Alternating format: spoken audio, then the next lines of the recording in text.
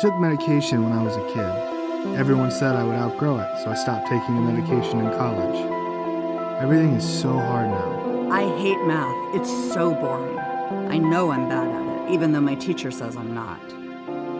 I'm a failure. I can't remember to do homework, I lose things, I can't get anything right. I hate feeling like I'm different, but I really am. Work seems like it's easy for everyone else.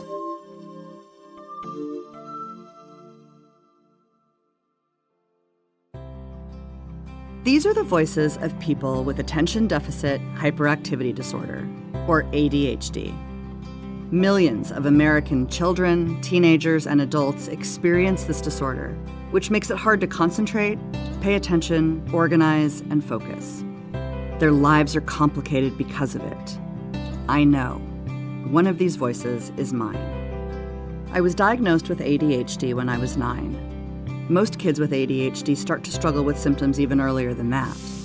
I first noticed my symptoms in school when we began doing projects that took planning, and I got frustrated a lot. Later, in middle school, I was on the basketball team, but I was always late to practice. Eventually, my teacher called my parents to talk about my grades, since I understood the material, but didn't turn things in on time. At that point, my parents, my coach, and my teacher all compared how things were going. And that's when my parents took me to see my pediatrician. ADHD can show up in 3 different types: inattentive, hyperactive impulsive, and combined. My symptoms were more of the inattentive type. I was having a lot of trouble losing things or forgetting things, not finishing homework, and organizing my work for projects and future assignments. My parents told me at first that they wondered if I had a hearing problem, because sometimes I would look like I didn't hear them when they talked to me. Other children also struggle to keep their attention in class, can look super distracted at home and school, and have trouble with details for things they're not interested in. Kids with more hyperactive or impulsive symptoms have trouble waiting for their turn. They might get up from their seats in class, run around when it's not a good time to do that, talk all the time, interrupt people, or blurt out answers. A lot of times, kids with ADHD can get into trouble, since the symptoms can look like they don't care or aren't respectful of others. But they do care. They just can't control it because of their problem with attention. While some people might have inattentive type and others have hyperactive impulsive type ADHD, still others might have symptoms of both, which is called combined type.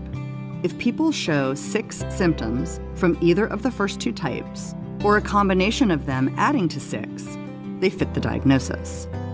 While ADHD is most commonly diagnosed in kids, almost all of them continue to experience it as teenagers, and a majority still have symptoms as adults. Only some people grow out of it. The most important thing to know is that treatment for ADHD works. For little kids, this is behavior therapy that also includes their parents, so the whole family can be part of the solution. For school-aged kids and older, the best choice is medication or a combination of medication and therapy. I had behavior therapy where I learned some skills, like specific time management and organization techniques, that helped me in school and in my sport. I also took a stimulant medication that helped me focus my attention. Sometimes people find great help in non-stimulant medications, especially younger kids. For most people, ADHD medications really help focus and block out distractions. ADHD is a serious challenge for kids, teenagers, and adults who struggle to pay attention and focus in many parts of their lives. But there is hope. Treatment works.